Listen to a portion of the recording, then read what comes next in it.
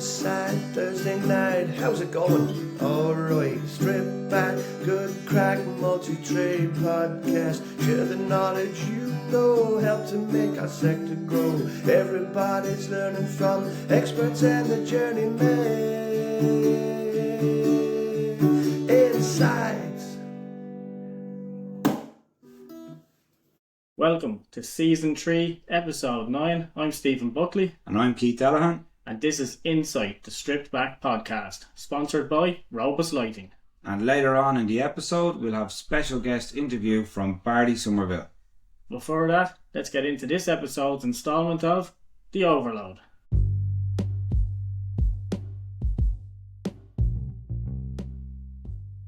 The Overload segment. Now on Insight, the Stripped Back podcast. Right, Keith, another Overload segment, Episode 9. You're back from your holidays. How'd you get on?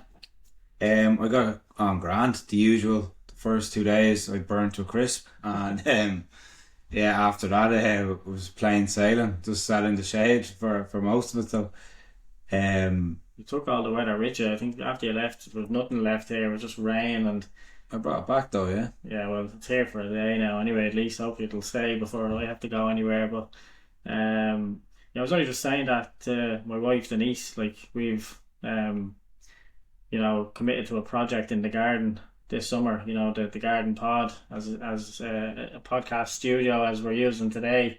But since we've done the garden, it's just seemed to have rained all summer. So I don't know if that's Ireland for you, and that's the way it goes, isn't it? The Irish summer, yeah. The Irish summer.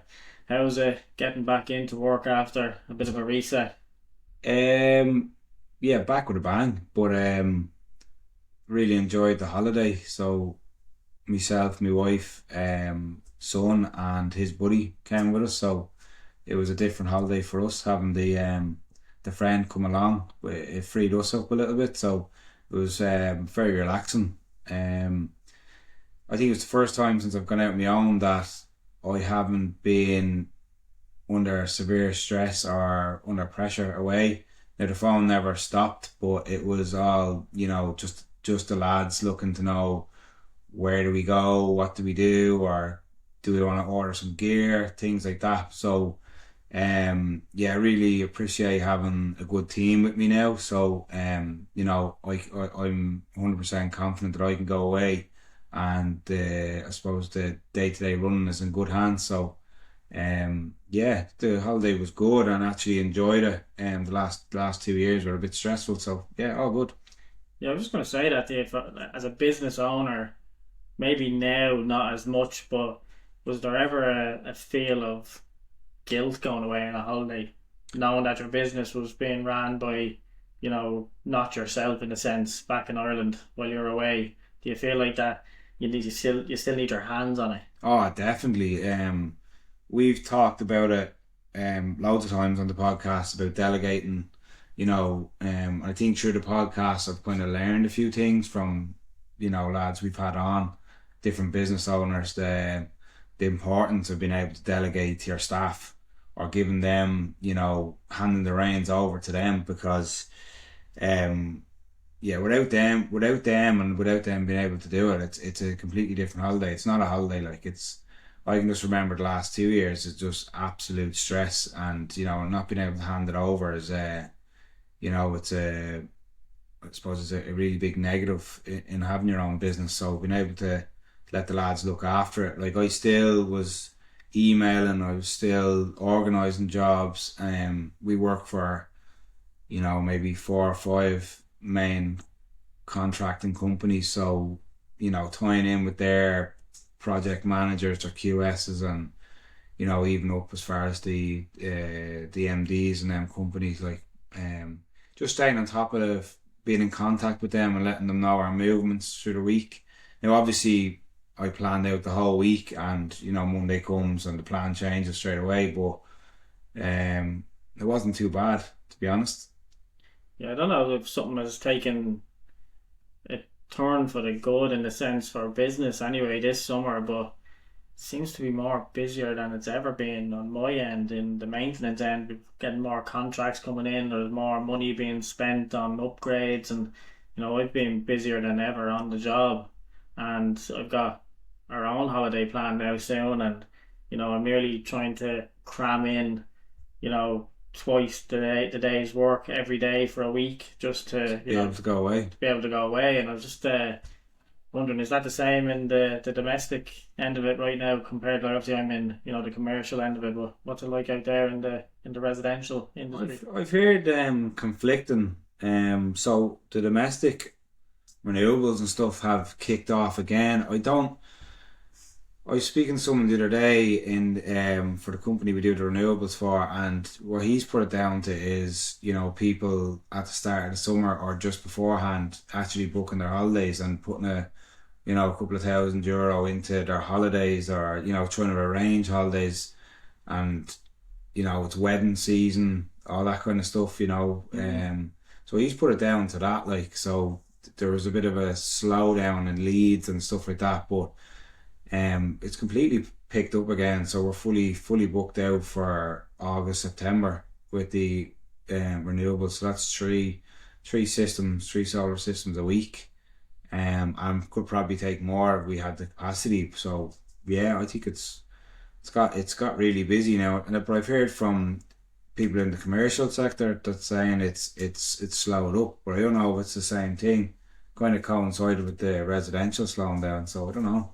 Yeah, maybe on the sense with my end, with the company I work for, obviously a lot of our work stems from the UK, so if it's fairly quiet around Ireland with businesses that are born here on Irish soil, a lot of our business are a branch off from UK contracts. So I guess if we're struggling on one end, we've got that backup of contracts like that. But you'll lose a client, you'll gain a client. So you might think something's dropping off here in this sector, but then we'll pick up another contract, and then you're straight back at it again. So you're never at a loss of work. You'll just be at maybe a middle ground, and very rarely you'll be at a point where you're completely strained and you can't get it done. But I find it very hard at the minute to hire in electricians. I don't know what it is at the minute. I've got and you probably noticed it as well, there's a lot of people inquiring, even through our podcast page, do we know anybody taking on apprentices, qualified lads, everything. And through the company I work for, it's very hard to try and get them at the minute. I don't know what it is, if it's a shortage or if they're all just wrapped up in big major industrial contracts at the minute where you just can't get them at the minute. Do you see that? Yeah, I do see that, and obviously we've done a couple of what would you say, recruitment drives, or trying to get someone hired. We've lost a couple of lads. It's definitely very hard to get the right person. I think even at the moment, if someone becomes available, especially qualified, I do kind of tend to think, what's the catch here? You know what I mean? So I've said it a lot of times. I think all the good lads are taken. Luckily, a person that I was trying to employ for the last couple of years has decided to come on board with us. So I suppose be persistence paid off, and delighted to have Scott on the team with us. So that was a great coup for us. But I think those types of things are few and far between now. I do get the odd apprentice looking for a start and stuff like that, but in terms of second, thirds, fourths, they're definitely few and far between. So, and I suppose in the maintenance sector, I suppose it's harder even again, because most people, when they think of being an electrician, like we said before, it's where you're in the residential setting, or kind of a more, what would you say, commercial setting. So people think of, I'm going to be an electrician, I'm going to be working in people's houses, I'm going to be doing this and that, but maybe not in the maintenance end. Maybe they don't see that as being. Yeah, it can be quite varied, on our sense, because if we get people in and you're interviewing them for the role, on your end of it, like you're telling them straight off the bat, like, you know, you're going to be doing a rewire. You know, Yeah. you'll be doing rewires, you'll be doing, you know, maybe upgrades of lights, you'll be doing EVs, you'll be doing a bit of solar. For us, like you're pretty time every day, it's going to be something could be completely different. So I could Yeah. be doing an LED upgrade on an office for 3 to 4 days during a week, but then during that, like you'll get a phone call of you know, a shop call, say like power's gone, so you'll be straight out to a retail unit because they've had like a breaker trip or something quite handy in that sense where you know what you're doing. But then it could be something completely different that you've never worked on before. Like, so like you could get a call for, you know, say a generator issue, like, and you might not have worked with generators before, Yeah. and you're getting calls out, and you know you'll have maybe people on help desk and stuff like that that, you know, they're trying to figure out like who's the right personnel to send to this job. Like, so they're trying to go through the list of all the electricians or that they have within the company, like who has that experience. So they're ringing around and saying, have you worked on that before? And it's quite tough, like, to be able to, you know, in a small team, like who you have working for you and whose skills are, you Yeah. know, within your company, which is very easy then for you to be able to take that call and know who you're sending to. For a company our size, like, if there are a lot of people, you have to sort of vet and check to see what type of background they have. Oh, definitely. Like, it's like if we get an emergency call out, there's only a number of things it could be, and like you're being told, right, go to this house, and you just go to the fuse board, check it there, job's done. But for the likes of you, it could be the likes as that staff member ever been in that building? Does he even know where to go? Yeah. Does he even have the clearance? Does he Yeah. know who to go to for clearance, or does he have, you know, there's a lot of moving parts in the background.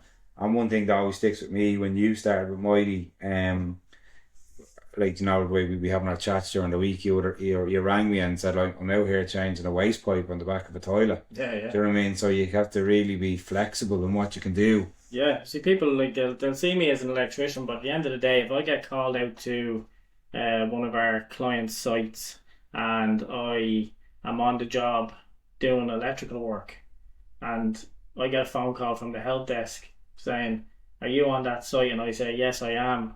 And they'll say there's a leak in the bathroom. I'm not going to walk away from that site knowing that there's a leak in the bathroom when we've a technician or an engineer on site. If it's me or if it's anybody else, it doesn't make sense to walk away from that and then have another employee drive out, use diesel, and come out to that job when you've got somebody out there already. So yeah, like, if you have any type of technical ability or you've got any type of experience, like even just to be able to make something safe, you'll go in and you'll work on it and you'll say, look, I'm going to isolate that leak. I'm going to, you know, stop any further damage for the client, and then we'll get somebody out then to do a proper job on it. And that's what you have to open yourself up to within the maintenance game. Like, you are an electrician, but at the sense you're multi-skilled, like, and you can learn on the job. Like, so you can be working with different crews. Like, I've worked with HVAC lads where, you know, I've been asked out to jobs where I'm running in the power for the HVAC, like, so I'll be doing from the board up to the roof to the isolator, and then throw the little loop in then, and then they'll be connected into their outdoor units. But that doesn't stop me then coming downstairs then, throwing a ladder up onto the shop floor with them and then helping them mount the splits on the shop floor, like, and actually learn how to actually mount one and connect one up. Because I'm not saying that I'm going to ever be called out to do the installation, but at least I know then if I'm on that site and there's an issue with one of the units and I'm there, say, doing an emergency lighting test, or I'm there fixing something, say, you know, a socket needs to be replaced, and the manager of that retail unit says to me, look, getting a bit of a leak out of that unit up there, or there's no power on that aircon unit, I've helped install it. I've got a bit of an idea of where I can look for the issue. At least I can get up and I can take pictures, or I can isolate the issue and send it on to the correct people, so that when they come out and actually have to do the repairs, if our HVAC team comes out and does the repairs, They have as much information. Exactly, they've got the information that they need to be able to get onto that site straight away. Like what you said, if you don't know a site and you've never been there before, as much information as possible that you can get is going to not only save your company money to get that engineer in, get the job complete and back on the road again, but it's also going to have a quick turnaround for the retail as well. If you don't know if that shop has to shut down until that repair is complete, like, or Yeah, know, which costs them money as well. Like, yeah, exactly. Like, so I guess in that sense, it is just knowing who you're hiring, know who you have in the business, and once you've got that all in line with each other, I think things run fairly smoothly. do you think in terms of employing people and people looking to, I suppose, continuing an apprenticeship or finishing out an apprenticeship, which is, you think that's where the stumbling block might be in terms of getting recruitment in or getting people in? Do you think there's a fear of, well, this might be too much for me, or? Yeah, so Mighty Ireland don't actually run apprenticeships at the minute. Right. I think that is a goal to get to Mighty UK do it. Okay. They do it fairly well because they have enough big install projects going at the minute. So I think that's our goal at the minute. We've hired people in and we've got a new installation team being set up. So the plan is to start doing more install work. So it's, we're doing all the maintenance right now, and that's what Mighty Ireland is good at. Like, it's the maintenance aspect of it. Yeah. And now we want to start providing the full package. Like, so I think when you've got enough projects going, you can start getting apprentices in. I think if you can start molding your apprentices in to start installing the project straight from the ground up, and then there's an opportunity then for that apprentice then to eventually then move into the maintenance team. You're going to have less of a turnover of staff, like, because you've molded that apprentice from start to now being qualified, and they know the business, they know the client sites. And I remember when I first joined Mighty, so I came out of a semiconductor factory and joined Mighty at the time. I had a couple of interviews with different employers that week, and I weighed up the option, and I remember going in for the interview at Mighty at the time, and they were like you would with any employee. If you really wanted them, you'll sell it to them, and they sold it to me, and they sold it to me well. But I remember, like, I was given the van on the first day, I was given a PO, you go to your wholesaler, like, pick up parts for the van that you need, like, you stock up the van with everything that you feel you're going to need, like, and I had no clue what I was going to need. I got, like, few MCBs, few RCBOs, tools that I felt like that I might need, stocked up the van with ladders and all that stuff, and then next minute then I get a call out. I remember my first job was a call out to a it's a well-known takeaway that we used to have at the time. We don't have them at the point anymore, but I remember getting called out to city centre, and I'd never been in the back, so I'm working in one of these kitchens type situations, the power's gone and the pressure was on, so they're ramping up, like, so the staff's in and they're doing this cooking and they want to get their rice on, they want to get stuff on, and they're letting the manager's like tipping his wrist at you, like, saying, we're open for business now at 5 o'clock or 6 o'clock, like, we need this power on, like, and it's thrown in at the deep end in a sense, but you have to step back from that type of situation and say, look, like, this is what I know. I'm the professional here. You can't allow anybody like that to put you under pressure in a sense of cutting corners or you have to do your job right, and you have to just let them know, look, this job is going to be done. There's a procedure, There's a procedure that has to be done. There's a safe work plan that has to be done here, and it's going to be done, but it's going to be done the right way. And I think that's the sense, like, you could walk into a job like that, and if you're not experienced or you're too young in a sense where you haven't had that on the job experience, or you feel like you could be walked on a bit, like you could make a mistake there, like, so I think experience is key when it comes to that type of role. Well, like, at the same time, that same manager that's tapping his wristwatch at you and trying to get you to speed up, if something happens there, he won't be there to take the fall. It's going to be you and your company that's going to take the fall. So that is one thing that I'd always kind of instill in the lads, is like, you just go and do your job.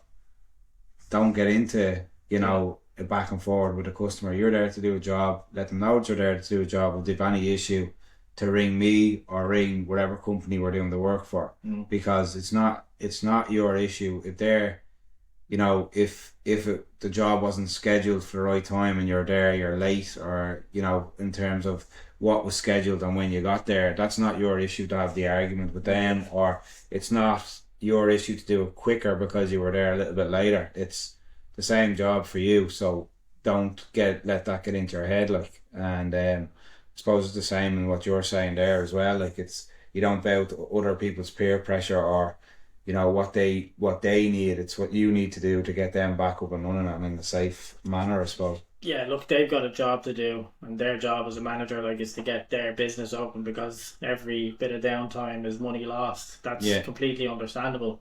But you know, and I know the dangers of electricity. Yeah. You know, and I know the implications that fall on yourself and the company. But at the end of the day, if I was the last electrician on that site, like, and I was the last electrician to take that, you know, panel off and work on that fuse board, I'm the one that's going to be, you know, held responsible at the end of the day. No matter what company you work for, like, as an electrician, like, you were the one that qualified. You were the one that has that certificate, and you're the one that has the responsibility, like, as a qualified person, to, when you're putting that panel back on, that it's back on in a safe, and making it clear that it's not just safe, like, that it's like that your work is not just safe, that everything that you've seen when you took off that panel, like, is in safe condition, because you can do your job perfectly. You can, you know, install your breaker, you can run your cable out, you can do whatever you have to do, like, but, you know, what people have to realize is that once you take that panel off, like, everything inside that panel is your responsibility, because you have to take that responsibility on, like, to say that you're signing off what you're saying as a visual inspection, like, you know, because you know, you don't want 2 weeks down the line, like, to hear that, you know, this went up, this takeaway went up, like, you know what I mean, because of something. And, you know, no matter how much work you've done and you've done correctly and you've tested your circuit and all that, like, it will stand you in that sense, but the questions will still be asked, like, who was the last person on site, like, so you know, who was in at this fuse board, or so you're getting dragged into something like that,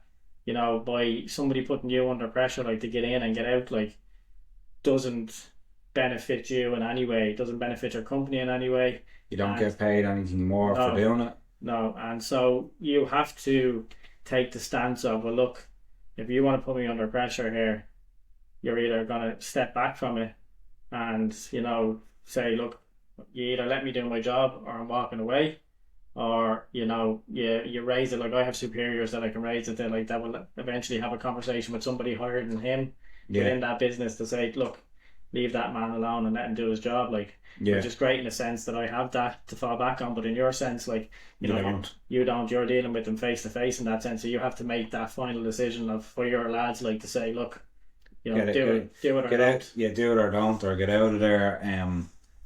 You know, like, we can just easily raise a hazard notice or a warning to the customer to tell them, like, this, what we've seen, and we're not happy with it, and we'll, you know, suggest ways to rectify it, or it just covers yourself, you know what I mean? So we put up a story there during the week of a PAR that we done, like, which is well below standard, today's standard anyway. So yeah, we'd raise, obviously we do the PAR, and we'd raise the hazard notice to say we feel this is what needs to be done to bring it up to standard, to a safe standard. And then, like, once you've done that, you've done your work, you've let the customer know. You know, 9 times out of 10 it gets done, because, you know, like you said, you're the professional, you know what can go wrong or what can happen. You hear of a lot of high profile cases here in Ireland where, you know, malpractice has been what would you say, performed, or things haven't been done to a standard, and, you know, it could you know, end up in death or, you know, serious injury to people. So like you said, you have to stick to your guns, do it the way you were taught, and not be pressured from the outside. Yeah, 100%. Lucky, it's great having you back, and you're back this week for the special guest interview, which is Bardie Somerville, who's going to be joining us all the way from Australia. So without further ado, I guess let's get into it. Let's go for it.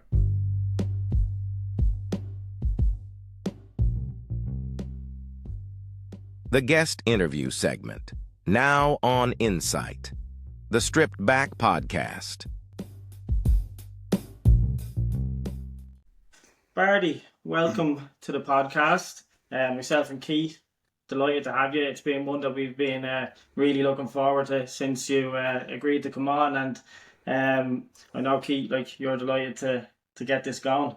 Yeah, no, deadly, and we're going a bit more international this week. So it's really appreciate you coming on with us and to share your story, I suppose, and give us a bit of an insight into how everything runs for yourself. Yeah, no, honestly, I'm so excited to be to come on the show. And ever since you guys asked me, as soon as you asked, I just thought definitely. And I've been looking forward to it ever since. It's been in my calendar. I've been seeing it, coming up, and I'm keen to be here, keen to chat with you both. Yeah, no, look, 100%. And look, Bardie, I guess like we do with most guests, we just try to give our listeners a bit of information about their background and where they grew up. So if you could let ourselves and our listeners know a little bit about where you grew up in Australia, what was your early life like, and your school experience even. Yeah, okay. So I think my experience growing up in Australia may be different from some people. I grew up in the country, so I actually come from a long line of beef farmers. So always grew up on farms, and to be entirely honest, I didn't grow up with a lot. So I grew up with a single mum and my sister, and then my grandparents played a really big role in also raising us. So my early life definitely was different to a lot of people. I grew up with a lot of challenges in my life as a young person, and because of the things that I was seeing that were happening around me from a young age, I actually, although being a really kind of chirpy and bubbly person, I actually struggled a lot with my mental health, and didn't really think anything of it, more so because a lot of people around me were also struggling. So what was normal for me was that space where you would kind of view life in a more negative way, I suppose, where you'd be built up with difficult feelings, anxiety, depression, different things like that. So I definitely had an interesting experience growing up, which as we get along, you'll see how early life really does play such a big factor into our whole life. I think it's something that builds such a strong foundation that no matter how much work you do on yourself, you're always coming back to those pieces and working on that. So I did finish high school, and it's actually so funny. So I finished high school, and when I was there, I was doing my HSC, so that's like your year 12 certificate. And when I did that, I actually got a scholarship to study at the National Art School for some of my units. And I actually thought I was going to be an artist and maybe go into art therapy or something. And I did really well with those units in my final year of high school, and actually got accepted to move to study at the National Art School for university and do a Bachelor of Fine Arts. So that was a really positive thing for me at that age, and actually was such a pivotal moment in my life because it gave me a future that was outside of the small town that I'd grown up in.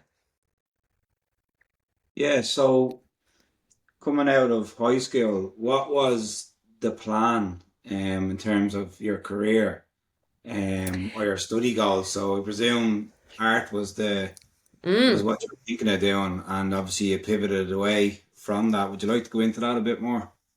Yeah, so I love art to this day. My whole house is just filled with my artworks. I absolutely love it. And coming out of high school, I thought, amazing, this is what I want to do. And I thought maybe I would go into being an art therapist. So, like helping people with things through art or maybe high school art teaching. I knew I loved art and I thought if I can find a career that matches the creative side of me, then that's amazing. And it was so interesting because I moved to Sydney and I hadn't been raised with my dad, but he lived in Sydney about 20 minutes away from me. And while I was at uni, I'd been doing lots of bar work just to make money. And I just found it, I didn't enjoy it. Like I'm not a late night person, and just constantly being around people drinking and stuff, I struggled with it. So he called me one day and just asked if I wanted to maybe go on labour for the company. And I honestly, at that point, I had nothing to lose. I was like, well, I hate the work I'm doing. I hate bar work. And I just thought, why not? And that night I went to Kmart, got myself some work boots. And the next day I rocked up on site. He picked me up and it was the biggest shift. I I knew nothing about the building industry. I think I grew up around people who were really hard workers. My grandparents were extremely hard workers, so I had a great work ethic. But I remember stepping on site and looking around and just honestly being confused as to why anyone would even want to do that as a job. And just thinking like it just really I had no idea. I didn't even have a grasp of the industry of what building was, and when I first stepped into it I just thought, well, thank God I'm not going to be doing this forever because this would be the pits. It's mad. And stepping on site, did you immediately think this is, I suppose, to put a quote on it, like a man's world, and this is me stepping into it? 100%. I remember getting out of the car before I got out, and my dad looked at me and said, mate, make sure you wear your thick skin today. And I didn't even know what that kind of meant. I didn't really have an idea of being on site. I wasn't actually, I wasn't raised with a lot of men around me. I was raised with, my granddad around me, but other than that, not really any men.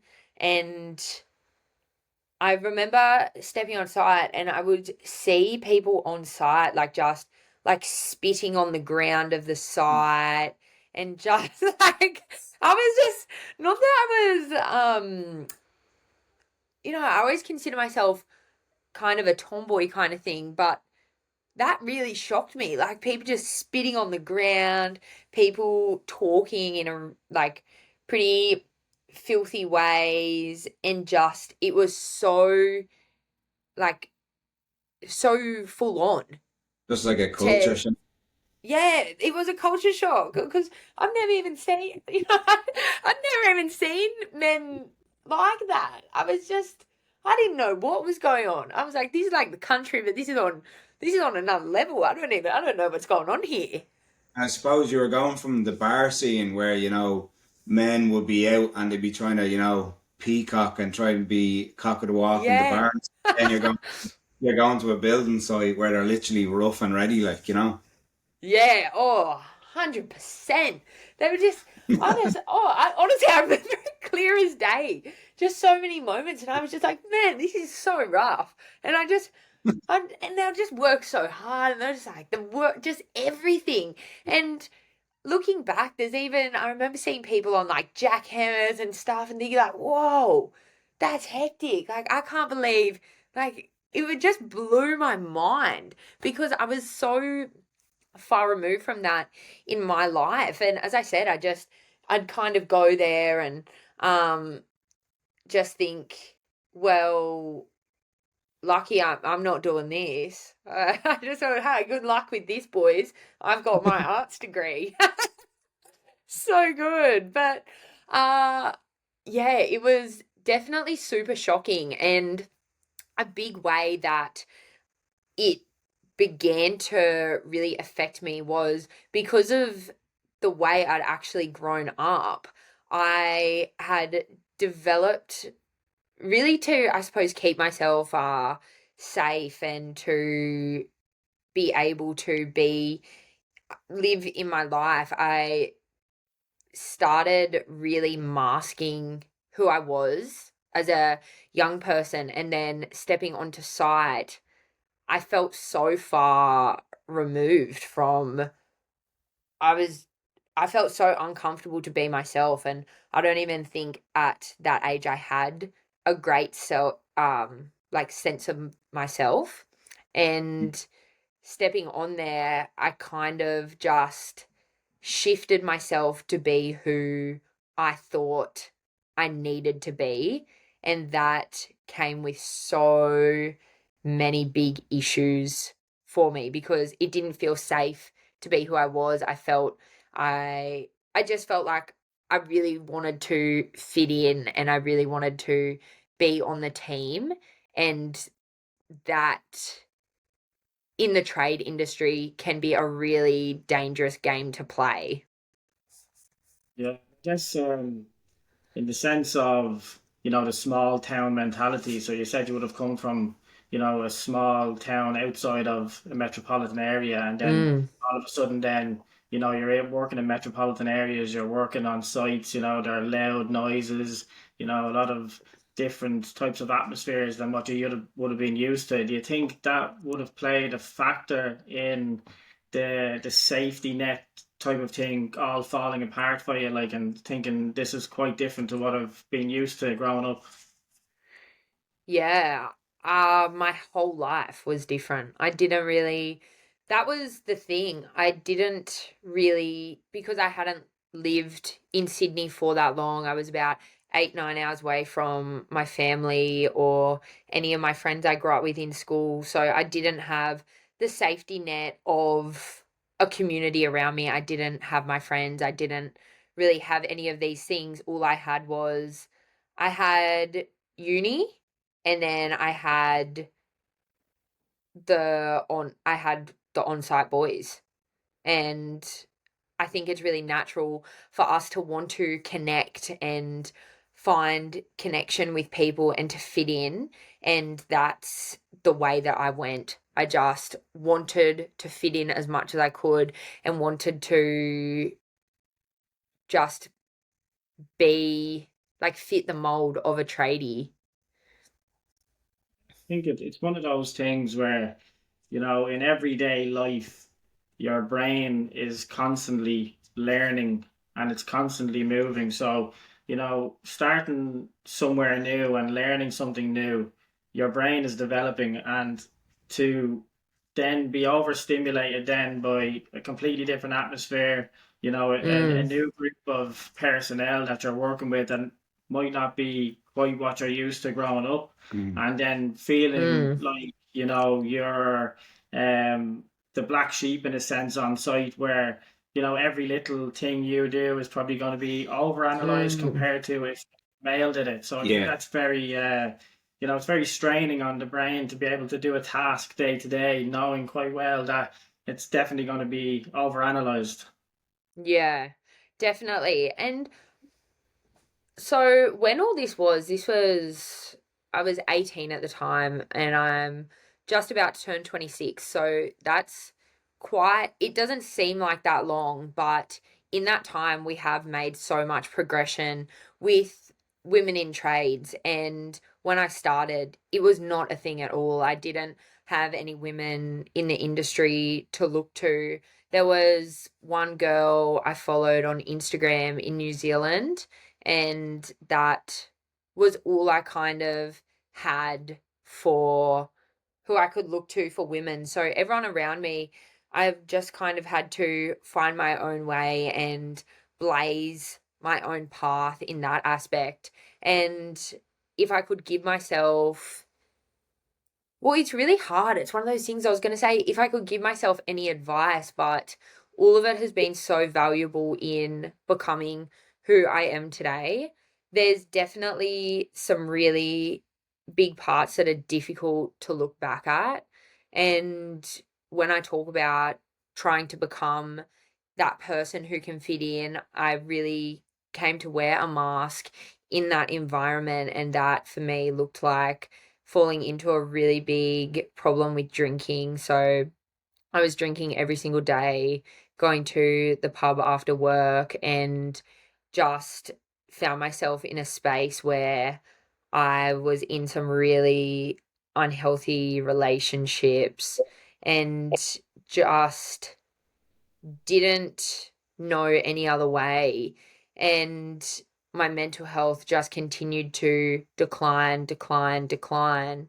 But a big part of it was because I'd go to work and most people that I worked with were going home and getting on the drink and smoking, gambling, um, having relationship issues themselves. So everyone around me was having all of these really big problems actually at the time. It felt like, yeah, we've got a crew, like we're a crew. And I look back and I just see how much all of us were struggling, but it was just so normalized within the industry that no one batted an eye.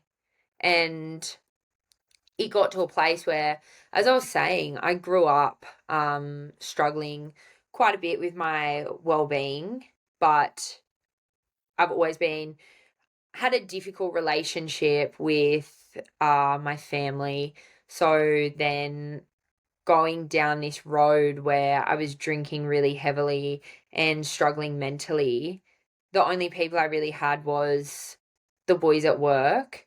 And in that space, what I was doing was quite normal. So the road it led me down was really quite lonely and not feeling like I could have those conversations on site because they wouldn't be received, or the people I was working with, it was normal. Like it's so interesting when I talk to people about that time in my life and they are like, oh, that's so bad. But it just was actually so normal. And it really is still something that's really normal within the industry. And the only now I can look at and realize is not normal. And it's not someone that I want to be. Yeah, no, you've brought up really good points, and just as you were speaking there, I kind of got a flashback to, I don't know, maybe probably about 12 years ago for me now. We were going through a bit of a mini recession here, and like Stephen was probably in the same boat. A lot of us lost our jobs. So what happened to me was we'd only started renting, my partner, and we had a son. So what happened was I lost my job. So on building sites, we were working train stations, I think, at the time, and obviously needed to pay rent. And a buddy of mine worked in an office situation, so a call center situation, which I had never done before. Like, so literally, I suppose, like your own situation, going from the bar to the building site. I was going from the building site to the office. Going from work where into a suit basically. So it's mad how the different environment will play tricks with the mind, because Yeah. I think I was only a week into that. So I was predominantly on building sites with men. And then I was into an office call center situation where it was predominantly women. So I was the opposite way around, which you never really Yeah. think of. And Stephen will know from the way I work and my work ethic, I think I've taken one sick day for my whole career as as an electrician. But I think I worked there for maybe 6 months in the office, and I think I took every third day off Yeah. and making excuses saying that I was sick. Like, And even to the point of lying to my partner and telling her like that I'm going into work. I drive away from the house, and then when she go to work, I just come back because I absolutely hated the situation and couldn't deal with it. So I 100% get what you're. I know there's more. It's on a bigger scale, but I yeah. can relate to what you're But talking about. I think Yeah. that's quite interesting as well, because on the other side of that, I have a different memory from, right at the start of when we would have started our apprenticeship. So back when times were good here in Ireland, you would have started an electrical apprenticeship. Myself and Keith would have started around the same time, and the money was good. And I think the only saving grace for myself and Keith is that Keith is with his now wife Jen since he's been in school, and I'm the same. My wife Denise, we've been together since 15, 16.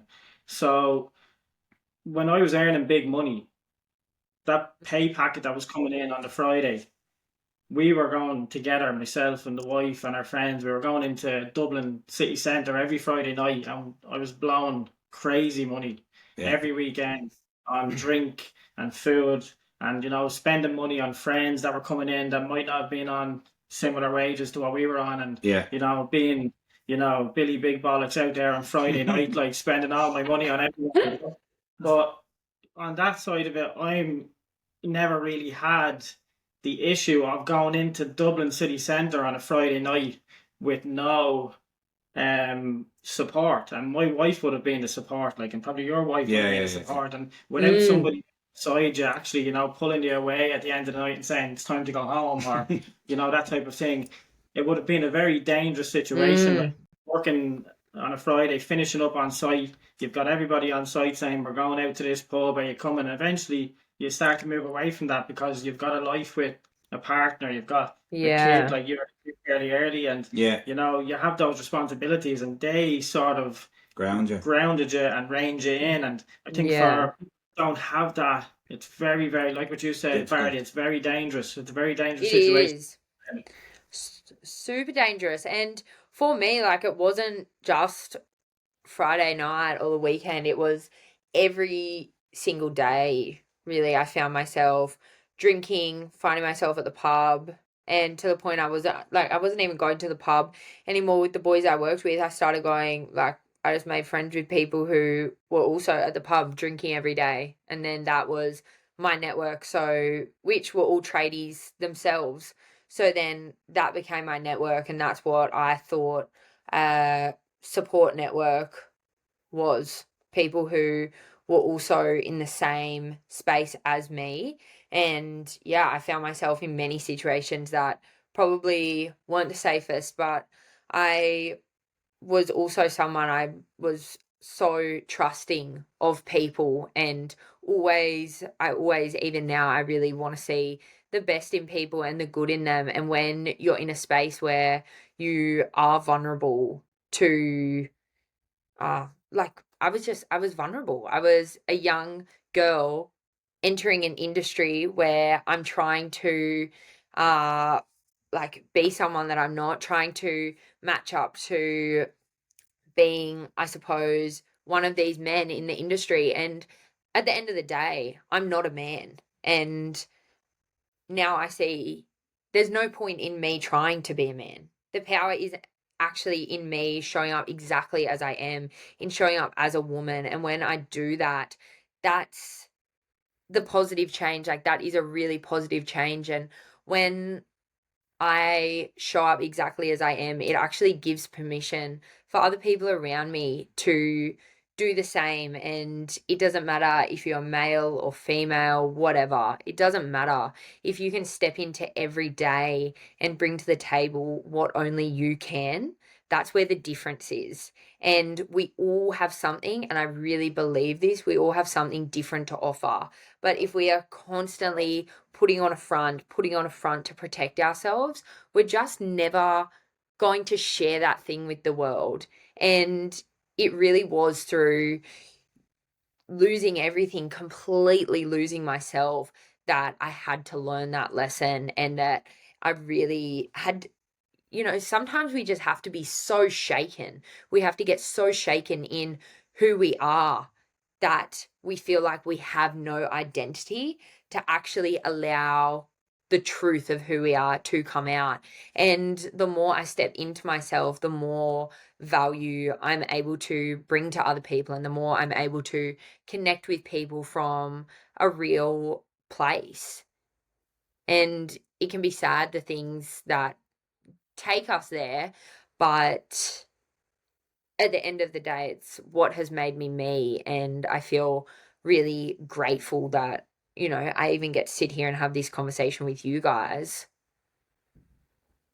Yeah, and we spoke a lot of times on the podcast about mental health here in Ireland and in the UK.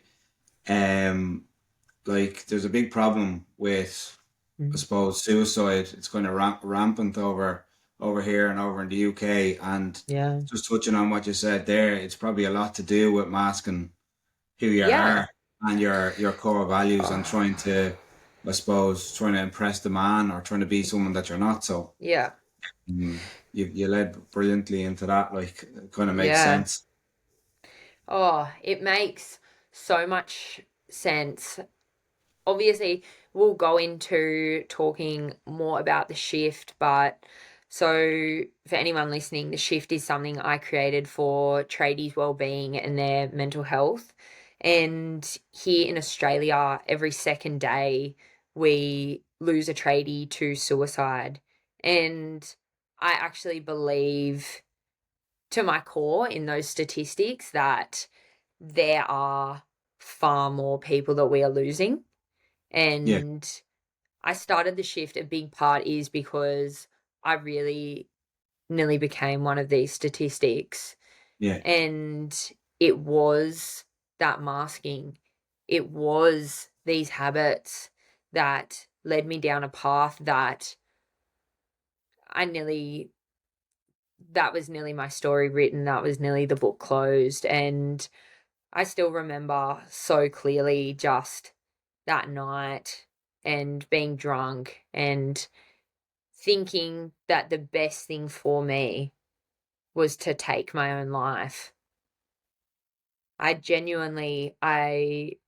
felt that. I didn't feel that I had anywhere to turn. I didn't feel like I had anything. I felt like an absolute loser, and all I had was this front that I'd created, that no one knew the struggle that I was going through, that no one knew what it really looked like when I didn't have that mask on. And waking up that next day and having to bear that and feeling like I couldn't tell anyone and I didn't tell anyone, and really having to turn my life around, that was so hard.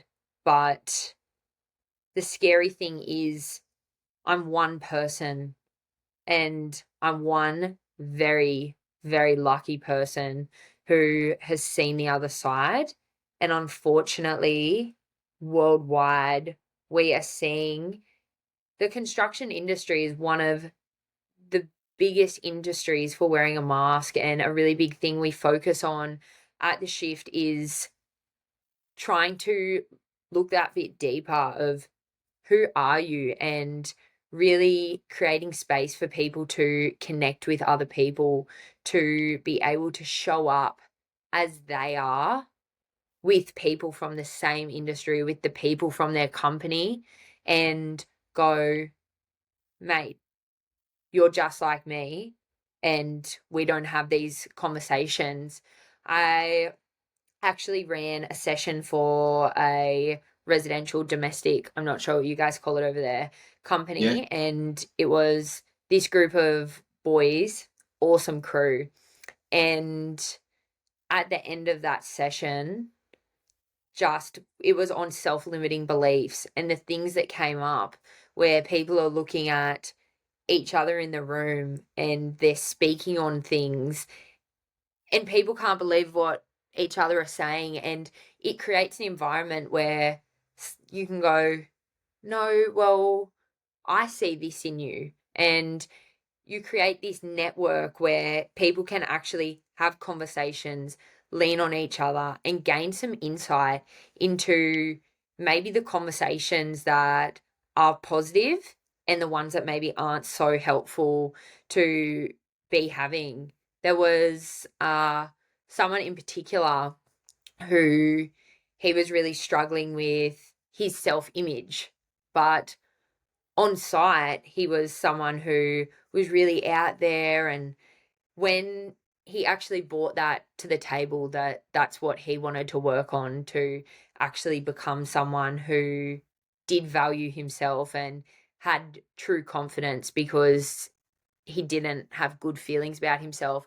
And every single person in the crew just went, "Oh, mate, I had no idea, that's not really how you show up." And yeah. And it then made everyone also reflect on maybe when they were his age and see if they could offer any advice, or look at how moving forward they can support him. And in that session, everyone in the team brought forward what they were going to look to working on. And as a team, we all listened, and we all, in that moment, said we would be there, we would support that person making that effort in their life and just becoming accountable.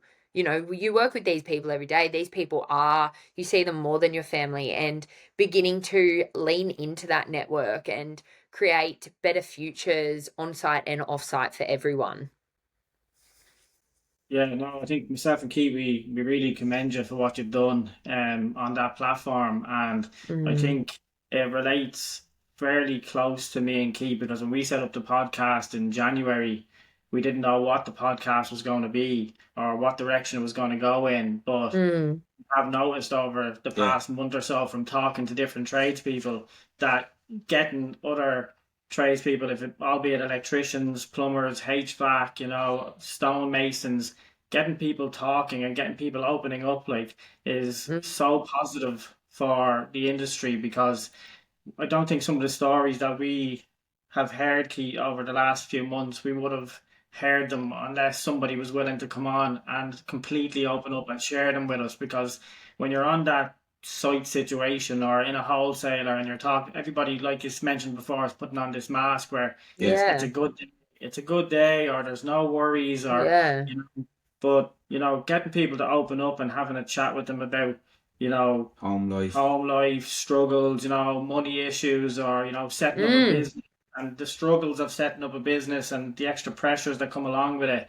It just lets people know that they're not alone out there, that there is other people in the same position as them, and that by speaking out and letting other people know that they can sort of take a step back from it and say, right, I can actually reach out to, if it's the Lighthouse charity here in Ireland and the UK, or in Australia like yourself, if they contact yourself through the shift, that there is other tradespeople that they can connect with, and then obviously air their feelings out, air their opinions out, and then actually rationally come to a middle ground where they can say, right, things aren't as bad as my brain is telling me they are, and I can actually work through this. Yeah, and just like to say thanks to you for, I suppose, sharing, how you were feeling at that time. But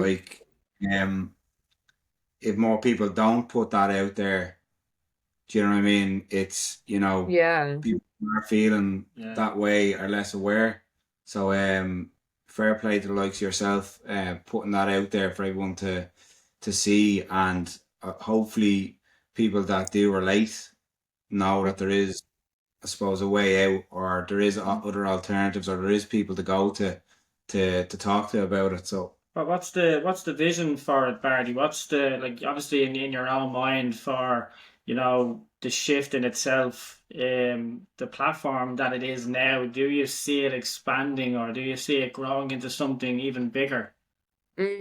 I genuinely, the shift is so special to me because it's something that I really believe in.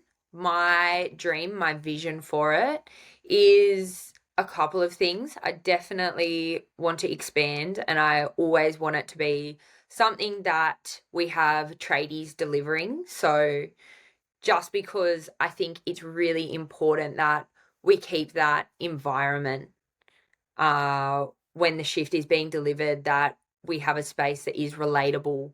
So for me, what I would love to see and what I'm working towards right now is moving into our TAFE system. So that's I'm not sure what you guys have, but the schooling system for apprentices.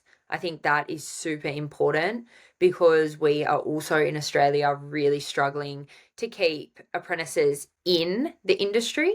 We have a massive dropout rate and really low retention rate, honestly. And we continue to put more money into getting apprentices on, but we can't keep them. And I think I know that a big part of it is because young people just don't want to be in the industry because of how it's always been.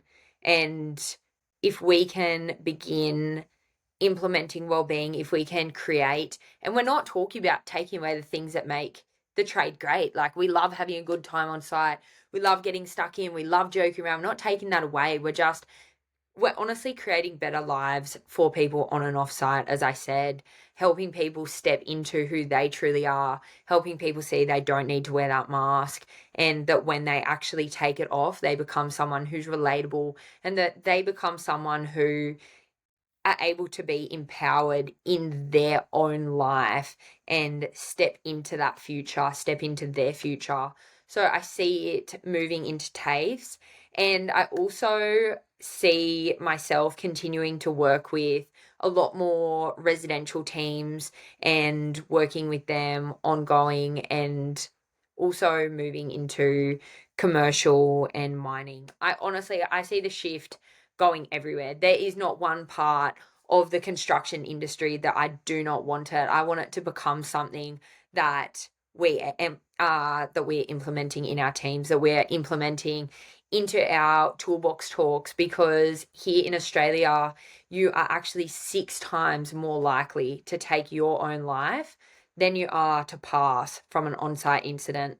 So if you think of all the swims, everything that you're signing every single day for your team's safety on site, they're 6 times more likely to actually take their own life. And you look at what we're doing for mental health, what we're doing for well-being, it's not good enough. And we just continue to have these conversations and there's not a lot happening. So I really just see myself continuing to do this work and continue to help teams communicate better, help people move into their future, and give tradies genuine tools that they can use for their well-being. And I really hope it is something that continues to break down these barriers and break the cycles that are not helpful within our industry.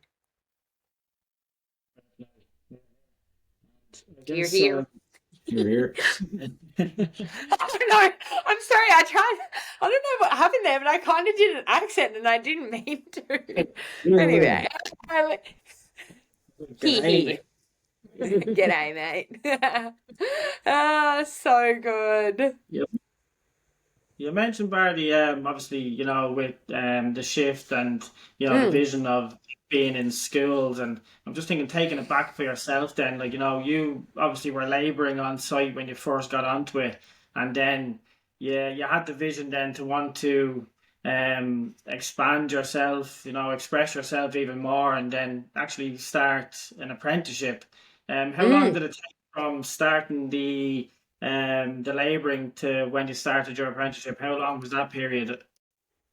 Gosh, I laboured it was over a year. I laboured for quite some time, and it was when I then was labouring pretty well full time in my uni break, and I had the option to either finish my uni degree, so going to my final year, or start my apprenticeship. And I'd started in that time.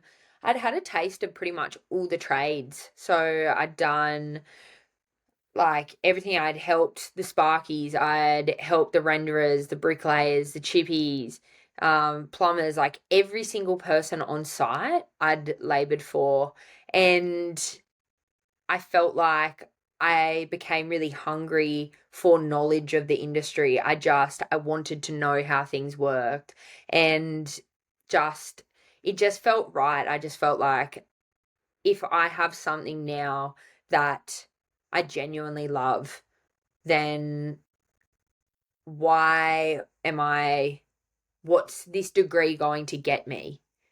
What's it going to get me? Because I can still do art in my own time, all of these things, but I just, even still now, I've been in the industry not as long as a lot of people, but it's been quite a while now, and still getting on the tools, working, it just, I honestly love it. I love getting stuck in. I love putting my nail belt on. I love thinking about how I'm going to do something. I love solving something that seems like it isn't able to be solved. I just have so much passion for building and creating. It's being in the industry, you learn to wear so many different hats, and I think there's a lot of people that believe trades aren't smart or it's what you do if you drop out, but tradies are some of the smartest people that I know, and the respect that I have for them and what they've taught me is just, it's unmatched to anything else. I'm so grateful. And do you think your art degree fed into what you do now, and I suppose the finer details in construction? Definitely. I have no doubt about that. I think doing my art degree, being such a creative person has allowed me have to think about things in a different way. I have a mind that I do think of ideas that are out of the box. And for me, during my apprenticeship, that real pivotal point, and I think one of the biggest things we should be also pushing apprentices to do, is develop that skill to problem solve and think for themselves. And whenever I have apprentices or even some qualified people working under me, just helping them build that. And you can always tell someone how to do something, but when you can begin teaching someone to think for themselves, that is so powerful. I think that's great. And my art degree has helped me so much because it's just taught me that there is never one way to do something, and just being able to switch into that mind of what's going to look good or what's a creative solution has been amazing. Yeah, well, some of your projects that we've seen online have definitely been, there's a Mm, touch of artistry in them. So fair play to you. yeah, amazing. Yeah, even yesterday, what was it? Yesterday afternoon, I just did, it wasn't a big project, but I did a like curved and cladded bench seat out I've of Tassie seen it. oak. Yeah, and that's just something, like, I didn't exactly know what it was going to look like. It was actually going to be just oh, it wasn't going to be curved. And then at the last minute I was like, "No, I think I'm going to curve it." And I just was like, and just did it. It's great to think and have a creative mind and then have the actual skills. Like, I think something in my head and I can just build it. It's amazing. I love it. It's such a great skill. But it's a benefit to your customers, because I do notice, like, Mm, we work with a kitchen company, and shout out to Darren, but Darren is quite creative, when he yeah. comes into the kitchen. He has the vision, do you know what I mean? So it's really Yeah. beneficial for the customer, so fair play. Yeah, it's Fair amazing how play. people's minds work, because I know we've had a couple of people on the podcast, and one of them, Kimmy the Sparks from the UK, it's a UK electrician. We spoke to her about vision when you're going in onto a site. Like, so you'd get called out to a site to do some quote work, and you'd be in and you'd be quote, and you're trying to have a conversation with the client, like about, how their room could look, or, the possibility of what these lights would look like, or, Yeah. sockets look like, or even their garden lighting or whatever. And if you don't have that, artistic mindset or a vision for, aesthetics, it's very Yeah. hard to be able to sell something to a client. You know what I mean? It's all well and good doing the work. So, yeah. You have a business and you're trying to, create money for your business. You have to have some sort of aesthetic mindset to be able to sell it. Plus, most of the time, the customer doesn't know what they want, which is Yeah. is where it comes into effect. Like, yeah. Yeah, listen, Yeah. Bardie, you obviously got that certificate then in your hand at the end of the apprenticeship.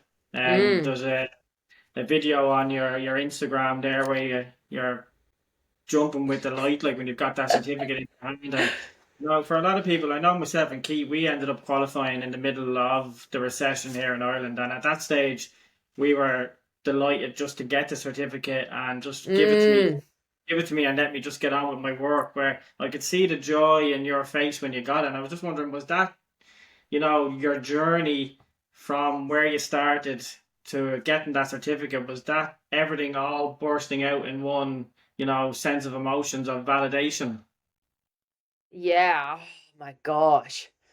Apprenticeships are bloody hard. And when I got my qualification, when I finished, just that feeling of being qualified was incredible. And it did feel like, there were so many times, even, people say when you love what you do, you'll never work a day in your life.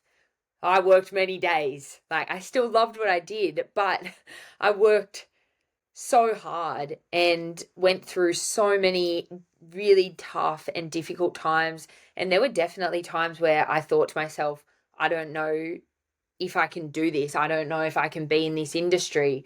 And it did feel all too hard. And so when I got that, even just doing, I did that apprenticeship for myself. That was my decision and I followed through with it. I finished it. It was just such a strong moment for me as an individual in my life. I felt really empowered when I finished my apprenticeship and just so grateful to get to that point.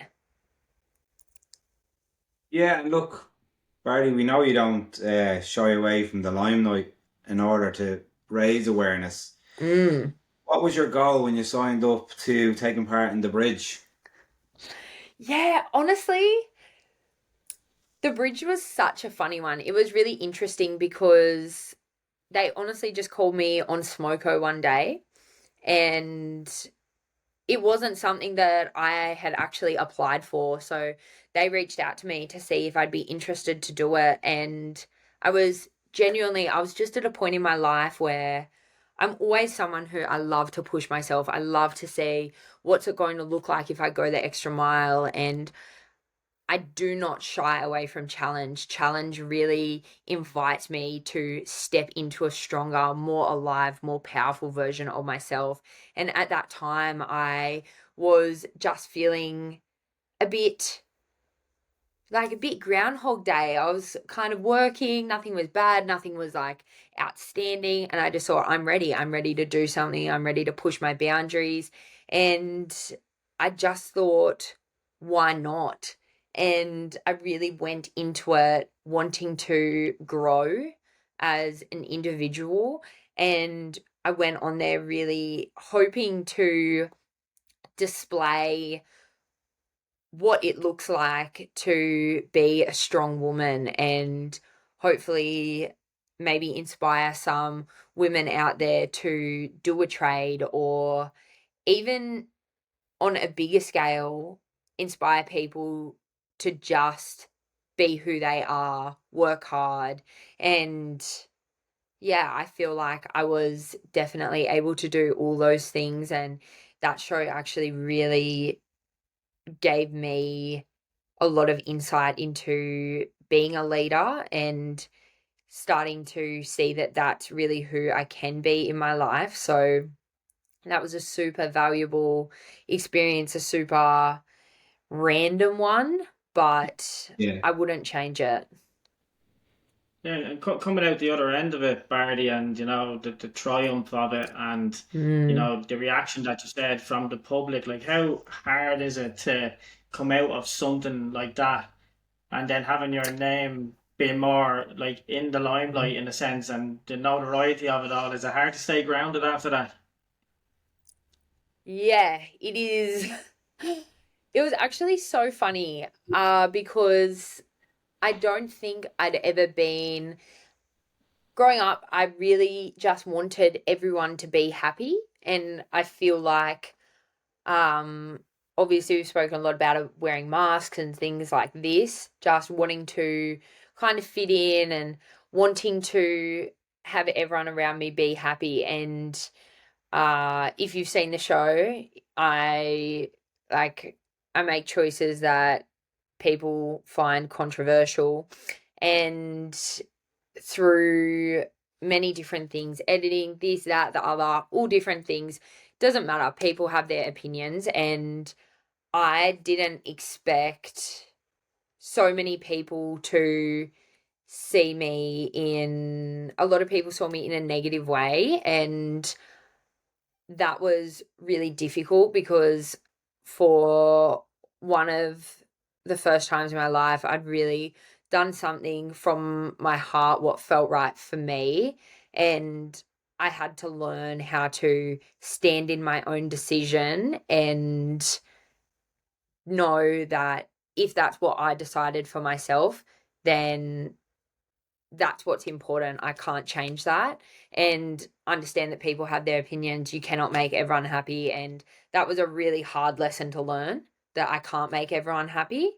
And it made me, I really struggled with that, but it's been one of the most important lessons on my journey, because now I do things truly from a place of what I feel is right, and I'm able to follow that. And I couldn't be doing what I'm doing today if I was constantly looking to everyone else for what to tell me what to do, for what they think I should do. What I'm doing now comes from a place of, I saw this, I know it's needed, and I want to do it. And maybe if I hadn't had that experience with the bridge, that wouldn't be the case. That would be a lot harder for me. So I'm really grateful that's a lesson that has poured out into all of my life. Yeah, well, if there was ever something to be said, it's the herd mentality is Mm, it will never amount to anything, and going with the crowd will never amount yeah, to anything. Somebody has to bring something different to the table, and I exactly. suppose putting that pressure on yourself as well. Um, One thing I've taken away from becoming self-employed as well is that pressure at the start for me was hard to deal with, but then kind of slowly learned that pressure is a privilege. Yeah. Um, so I suppose that leads into what you were saying there about getting stepping away from the crowd and just being yourself. So true. And it's it's something, so I stepped into doing a lot more site management and things like that. I work for myself now, and something I realized is most people will stand around and wait for the call. No one wants to make the call. So Yeah, if you can stand up, if you can back yourself, you just need to make a call. And whether it's right or wrong, you just need to make it, because yeah, there's no point. The time wasted in standing around and umming and ahhing and, oh my gosh, who's gonna make the call? Who's gonna do it? And pointing fingers at who should do it. Sometimes you just yeah, need to be the person to stand up and do it. And if you see a space that needs something said, that needs change, then why can't you be the person to stand up? And we're all scared. I think that's another thing. We're all scared, and I do things that, gosh, they scare the life out of me, but I know in my heart that it's right. And if I want a better future, I'm not going to wait for everyone else to create it, to maybe create a future that will never come. but I can control my own actions and I can be that change. So that's what I'm going to do. And that's a really great piece of advice for anyone is don't spend your life waiting for someone to create your future or create the future that you want to see or make the call. Know when you are able to make the call and absolutely stand up and make it. And it doesn't matter whether it's right or wrong. Most of the time, something just needs to be done.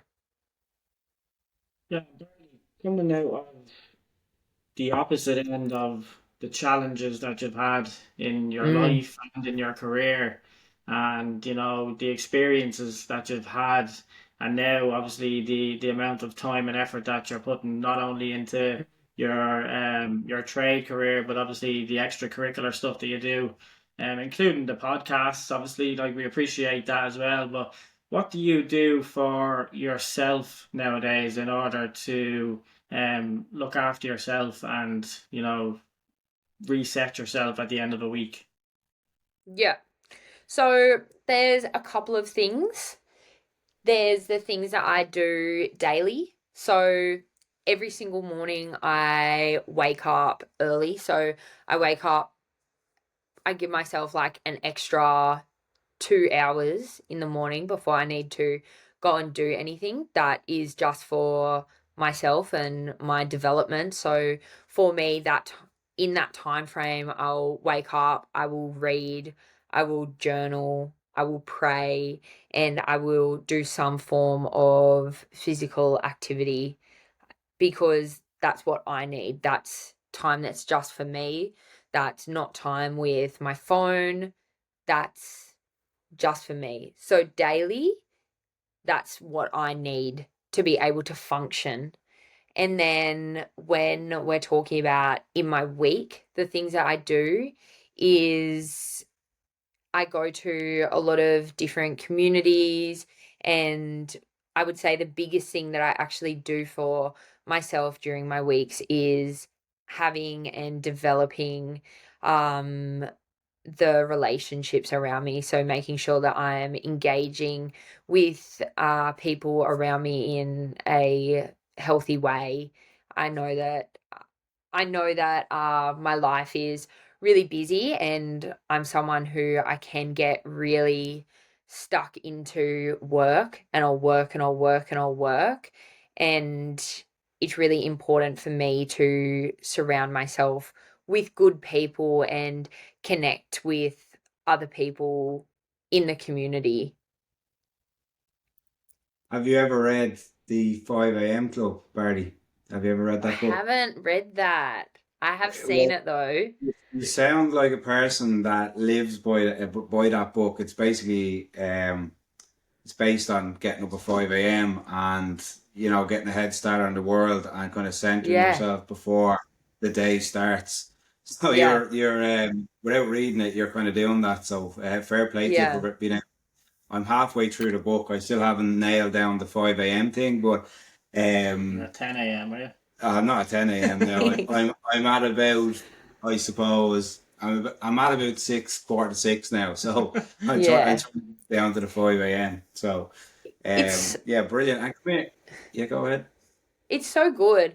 And it's finding what works for you. I just know that if I set myself up in the morning in that way, and some mornings I wake up and I've really got some heavy stuff on me from maybe the day before or this or that, and if I can in that morning take that time for myself, and I really like whether it's journaling, whether it's like when I'm in prayer, whatever, if I can like really speak those things that are on my mind and just clear it out, kind of whatever, move through whatever I need to, then I have a clearer mind to step into the day, to be in my day. And maybe when I'm in the morning, I can reflect on, well, I do reflect on how I really am, but maybe if there's something that is needed to go and speak to someone else about or whatever. It's so important that we're taking that time for ourselves. And I find some people do that things for themselves overnight, but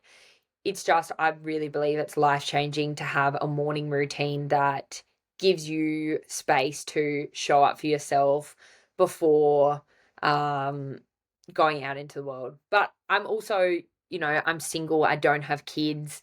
So I can understand that for me, it's probably a lot easier to do those things. But even if you can take 5 minutes for yourself in the morning to just sit and go, how am I feeling? What is going on for me? And just start building that awareness with yourself. It's so important, because if you don't know what's going on with you, how is anyone else meant to know? How are you meant to communicate that? So it's just so powerful to build that ability to self-check in. I know it's brilliant, and just to have an error for yourself, like you're up before anybody else is on the phone.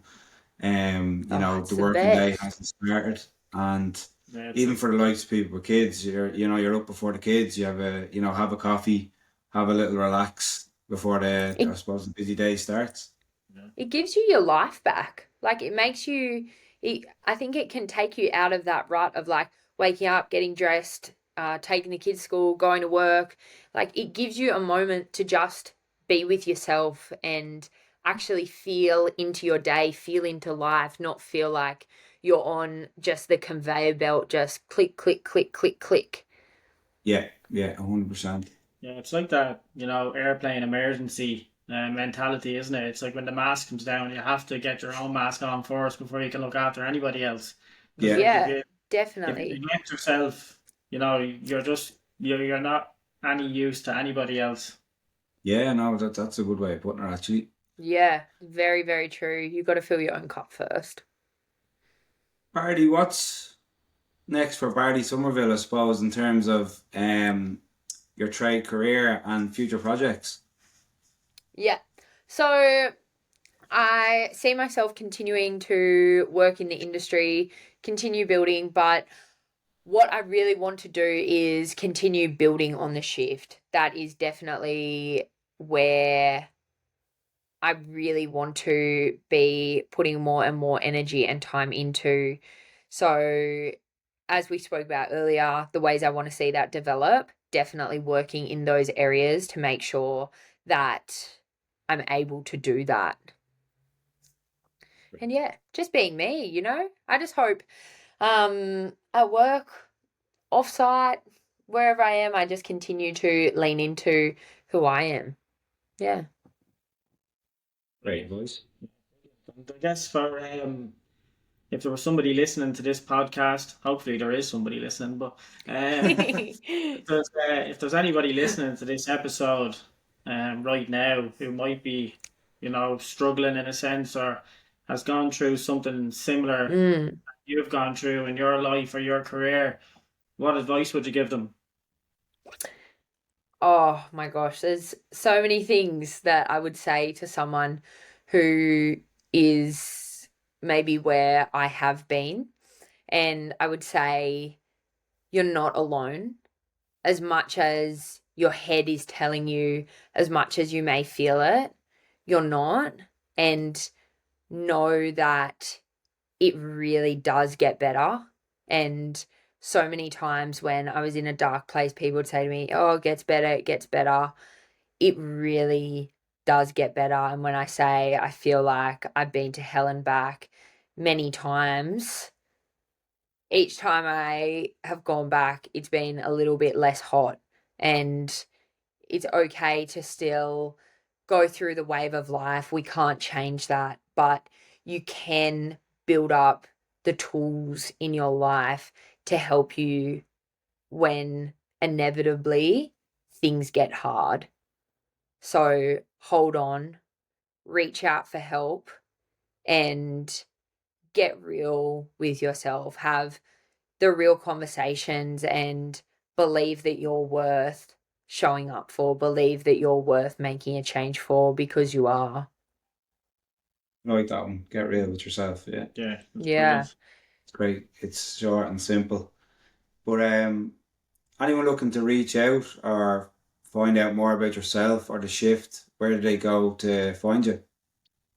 Yeah, so the best way to find me is Instagram, so bards.builds, and then the best way to find the shift is theshift.au, and that's on Instagram. But we do have a website that is about to launch with some really cool things on it. So yeah, follow the Instagram, follow mine, follow the shift. Please reach out if you have any questions. I'm always so open to talking and responding. And yeah, I'm excited. There's lots. I feel like it's so funny. My journey's been so big, but I feel that I'm only just getting started. So I'm really excited to see where we go. It just feels like we've come so far in such a short amount of time, and you feel like you've been doing it for so long, but Yeah. you're really at the basics, and there's so much ahead. And I don't think myself and Keith could imagine what's going to come next. But for yourself, I think we just see you reaching whatever heights that you have planned in your head, Bardie, because you just seem to have that mindset, and nothing's going to stand in your way. That's the one. You got to have it. If you don't, you have to believe in your own vision. You have to stand up and fight for that. And I tell you what, I see things in my mind, and once I see something, you can't stop it. Brilliant. It's coming. Look, Bardie, the most important question of the interview is the Spotify playlist question. So we ask each guest to add one song to the season 3 Spotify playlist, and myself and Keith are wondering what your song choice would be. I love this. I actually had a little think about it, but my song choice is AC/DC TNT. Brilliant. Yeah. I was like, we need a banger. I need to represent Australia. What better than AC/DC? And as a kid, my sister and I, we would thrash TNT, and we used to go to this bolo, so a bowling club, and they had a jukebox there, and we would just play it over and over again on the jukebox, and it never fails to go hard. So that is my pick. That's definitely gonna spice up our playlist, I think. Yeah, I think, don't lie, Bardie, you're just sick of building things, aren't you? You just want to blow things up now, don't you? Oh, honestly, I feel like I could have gone into maybe something like, I don't know, like, I don't know, Demolition. doing big demo, where you get to be pretty cool. Maybe another lifetime. There's definitely something about breaking things as well, isn't there? Yeah, there's still Oh, times. say less. Love it. Yeah. Bardie, myself and Keith really appreciate you coming on. It hasn't let us down at all, Keith, has it? No, and like we were saying before, having people like you on is growing the podcast, and hopefully we're able to help you out as well in your ventures. So thanks very much for coming on. Amazing. No, thank you so much for having me, and I really hope people listening are able to take something away. But yeah, thank you so much for what you're doing, for having me on, and just creating the space you do. I think it's absolutely awesome. I can't wait to continue following you guys and seeing what you do.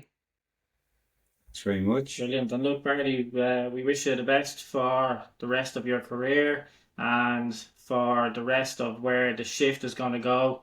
We wish you the best, and we wish everybody that has any interaction with yourself or the shift all the best. And now we're going to play you out to your song choice. Take it easy. Thank you.